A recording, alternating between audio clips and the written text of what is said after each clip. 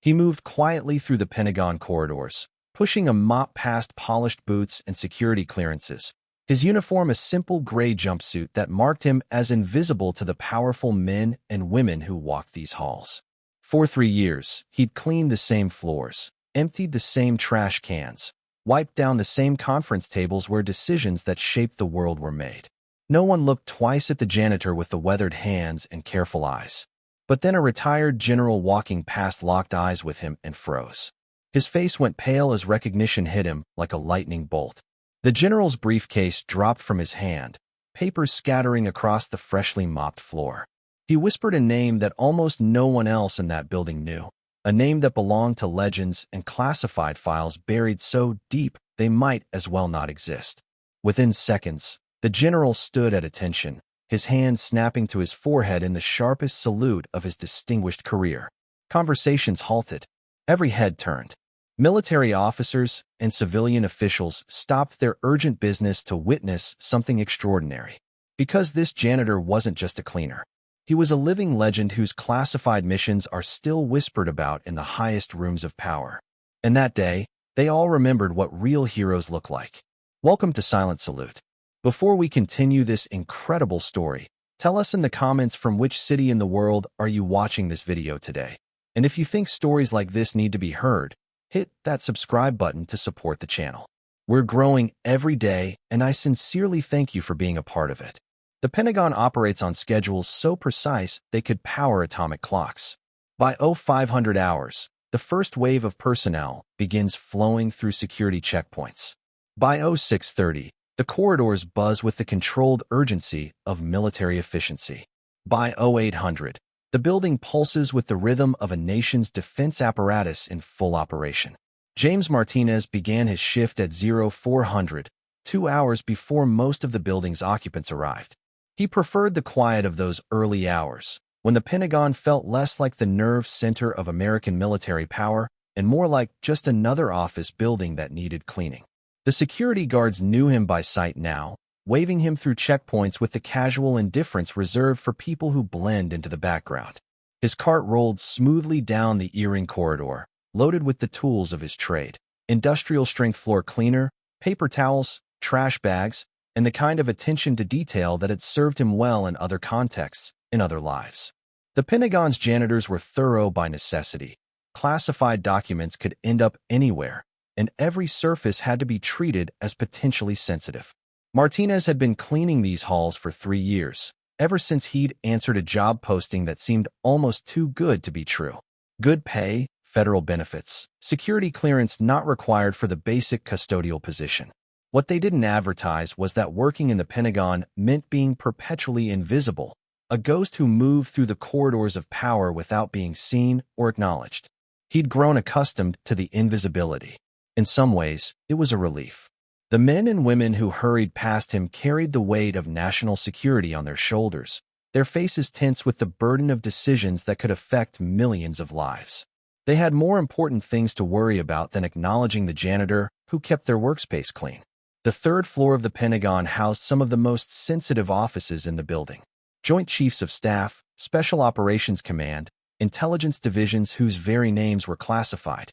Martinez cleaned these floors with particular care, understanding that the trash he emptied might contain fragments of information that could reshape global politics if it fell into the wrong hands. On this particular Tuesday morning, he was working his way down the corridor that housed the offices of retired military personnel who served as consultants and advisors. These were men and women who had reached the pinnacle of military service, whose experience and wisdom were too valuable to lose to mandatory retirement. They moved through the Pentagon with the confidence of those who had earned their place in history. General Robert Harrison, USMC retired, had been coming to this corridor twice a week for the past 5 years. As a consultant on Middle Eastern operations, his insights were invaluable to current military leadership. His office was modest by Pentagon standards, but the medals and commendations on his walls told the story of a distinguished career that had spanned 4 decades of service. This morning, General Harrison was running late. A breakfast meeting with active duty generals had run long, and he was hurrying to retrieve files for his next appointment. His mind was focused on the briefing materials he needed, the strategic assessments that required his immediate attention. He barely noticed the janitor mopping the floor near his office door. But something made him look up. Perhaps it was the way the man moved, the subtle precision in his motions that spoke of training beyond custodial work.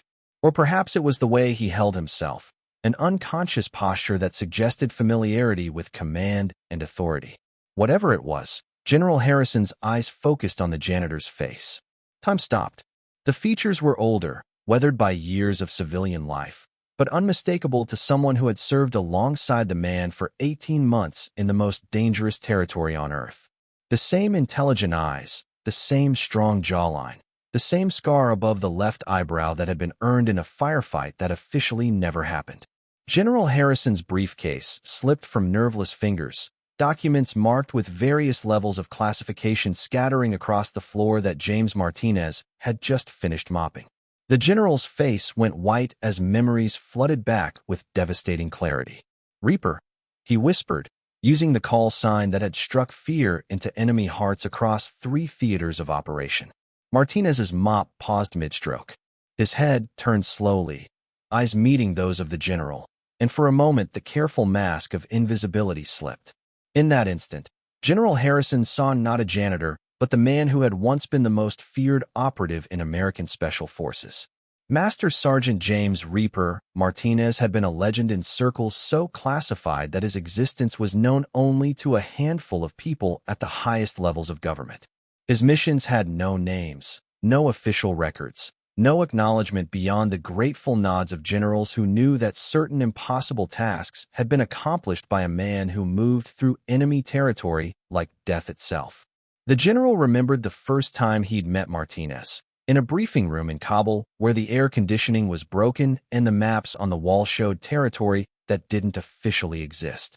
Colonel Harrison, as he'd been then, had been tasked with an impossible mission: extract a high-value intelligence asset from behind enemy lines, through terrain controlled by 3 different hostile factions, with no air support and no backup plan. The Pentagon had given him one asset, a master sergeant whose file was so heavily redacted it was practically blank. When Martinez had walked into that briefing room, Harrison's first thought was that someone had made a mistake. The man was unremarkable in appearance, average height and build, with the kind of face that could disappear in any crowd. Nothing about him suggested he was capable of the impossible. But then Martinez had spoken, outlining a plan of such tactical brilliance and calculated audacity that Harrison realized he was in the presence of someone extraordinary. The mission that should have been a suicide run became a textbook example of special operations success. Not only did they extract the asset, but Martinez had managed to plant intelligence that led to the disruption of 3 separate terrorist networks. That was the beginning of 18 months of collaboration that would forge a bond between Colonel and Master Sergeant unlike anything in Harrison's experience. Mission after mission, Martinez had accomplished the impossible with a combination of skill, intelligence, and sheer nerve that defied belief. He moved through enemy territory like smoke, struck like lightning, and vanished without a trace. The missions had no names because they officially didn't happen. The enemy casualties were attributed to internal conflicts or accidents.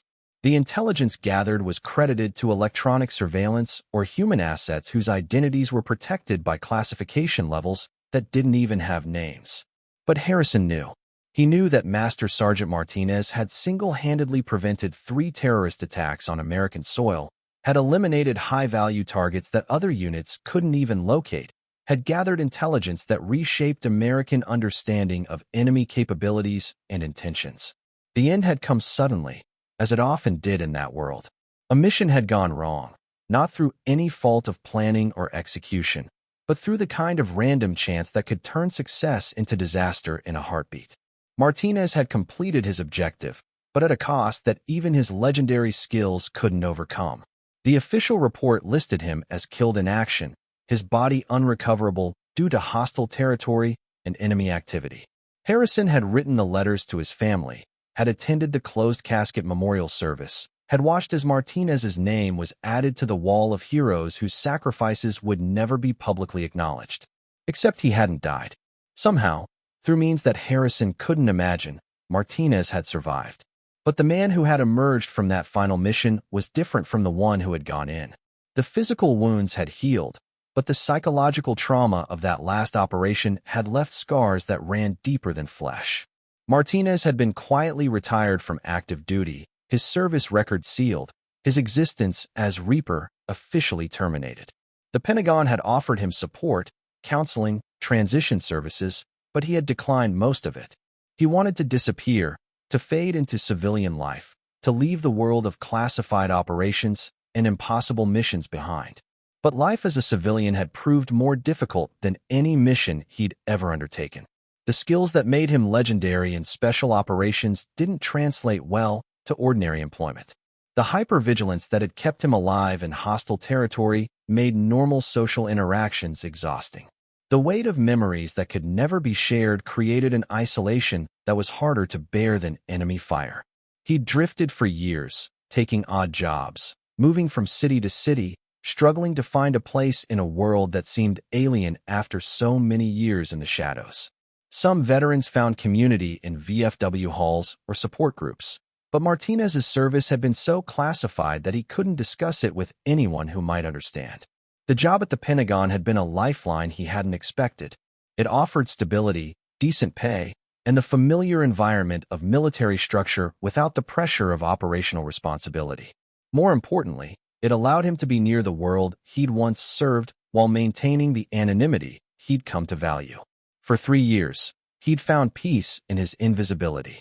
The work was honest, the routine was comforting, and the knowledge that he was still contributing to national security, even in a small way, gave his life meaning. He'd convinced himself that this was enough, that he could live with being forgotten by the system he'd served so faithfully. But now, standing in the Pentagon corridor with General Harrison's eyes boring into his soul, Martinez realized that some bonds forged in the crucible of combat could never be broken by time or circumstance. General Harrison's body snapped to attention with military precision that had been perfected over 4 decades of service. His right hand rose in a salute so sharp it could have cut glass, held with a steadiness that spoke of profound respect and recognition. The gesture was immediate and instinctive, the response of a warrior acknowledging another warrior, regardless of current circumstances. The effect on the surrounding corridor was electric. Military officers and civilian personnel who had been hurrying to their appointments stopped in their tracks. Conversations died mid-sentence. The normal bustle of Pentagon activity ceased as everyone tried to understand what they were witnessing. A Marine colonel paused with his coffee halfway to his lips, staring at the tableau before him. An Air Force captain clutched her briefing materials, her eyes wide with confusion and growing respect. A Navy commander who had been checking his phone now stood motionless, instinctively sensing the gravity of the moment. Martinez stood frozen, his mop forgotten in his hands, staring at the general who was saluting him with tears streaming down his weathered cheeks. The weight of recognition, of acknowledgement, of being seen for who he truly was rather than who he appeared to be, was almost overwhelming. Slowly, muscle memory took over. Despite the years of civilian life, despite the deliberate effort to leave his military identity behind, Martinez's body remembered what to do. His right hand rose, not quite as sharp as it once had been, but with the unmistakable precision of someone who had earned the right to return such a salute. The moment stretched, suspended in time, as 2 warriors acknowledged each other across the gulf of years and changed circumstances. Around them, the Pentagon had gone quiet, as if the building itself was holding its breath in respect for what was unfolding. When the salutes finally dropped, General Harrison stepped forward, his voice thick with emotion but clear enough to carry down the corridor. "Master Sergeant James Martinez, it is an honor to see you again, son." The use of his name, his rank, his identity as something more than just a janitor, hit Martinez like a physical blow. For 3 years, he'd been invisible, forgotten, just another face in the crowd of support personnel who kept the Pentagon running. Now, suddenly, he was being acknowledged as the warrior he had once been. Harrison's voice grew stronger as he continued, addressing not just Martinez but the growing crowd of onlookers who had gathered to witness this extraordinary scene. "I want everyone here to understand who you're looking at. This man served our country with distinction in operations that will never be declassified, in places that don't exist on any map, against enemies whose very existence is denied by official records. The crowd pressed closer, sensing they were about to hear something that would change their understanding of service and sacrifice. For 18 months, I had the privilege of serving alongside Master Sergeant Martinez in some of the most dangerous territory on Earth. He completed every mission assigned to him, no matter how impossible it seemed. He saved more American lives than we can count, prevented attacks that would have killed thousands of innocent civilians, and gathered intelligence that reshaped our understanding of global threats. Harrison's voice carried the authority of command, but underneath was an emotion that made every word hit with the force of absolute truth.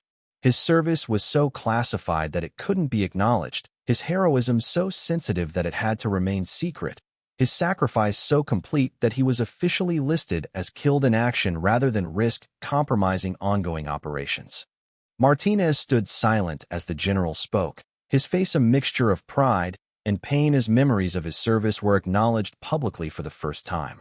The weight of years of invisibility was beginning to lift, replaced by something he'd thought lost forever, recognition of his worth as a warrior and as a man. And now, Harrison continued, his voice breaking slightly, I find him here, cleaning the floors of the building where decisions about operations like the ones he ran are made every day. Not because he has to, but because he chose to continue serving in the only way available to him. The general turned back to Martinez, extending his hand in an offer of respect and renewed friendship. Reaper, it would be my honor to help you transition to something more fitting your abilities and experience. The Pentagon needs men like you in roles that can actually utilize your skills and acknowledge your service. Martinez looked at the offered hand for a long moment, years of isolation warring with years of pride. Finally, he reached out and clasped Harrison's hand, his grip still strong despite everything he'd endured. Thank you, General, he said quietly, his voice rough with emotion. I'd be honored to serve again in whatever capacity you think appropriate. The corridor erupted in applause, not the polite clapping of ceremony, but the thunderous approval of people who understood they had just witnessed something extraordinary. Military personnel who had walked past Martinez hundreds of times without seeing him now pressed forward to shake his hand, to offer their respect, to hear more of his story. In the days that followed, General Harrison made good on his promise. Martinez was quietly transferred to a position that better utilized his unique skills and experience, working as a consultant on special operations planning and threat assessment. His security clearance was restored, his expertise was valued, and his service was finally acknowledged by those who mattered. But more importantly, Martinez was no longer invisible. He was seen, recognized, valued for who he was rather than dismissed for who he appeared to be. The community of warriors that had once been his home welcomed him back, not with fanfare or publicity, but with the quiet respect that professionals show to one of their own. The story spread through the Pentagon quietly, not as gossip, but as a reminder of something important that had been forgotten. Heroes don't always wear their achievements on their sleeves. Sometimes they clean floors and empty trash cans, carrying their service in silence while continuing to contribute in whatever way they can. Sometimes the most extraordinary people are hiding in plain sight, invisible to those who don't know how to look. Sometimes recognition comes years after it's deserved, but it's never too late to acknowledge service, sacrifice, and the kind of heroism that doesn't seek the spotlight. And sometimes, in the corridors of power where the most important decisions are made, the most important person in the room is the one everyone assumes doesn't matter. This story was brought to you by Silent Salute. Before we leave you today, here's our question. Have you ever known someone who never asked for recognition but deserved more than anyone else? Tell us in the comments what they meant to you and how you remember them. And if you think stories like this need to be heard, hit that subscribe button to support the channel. We'll see you in the next one.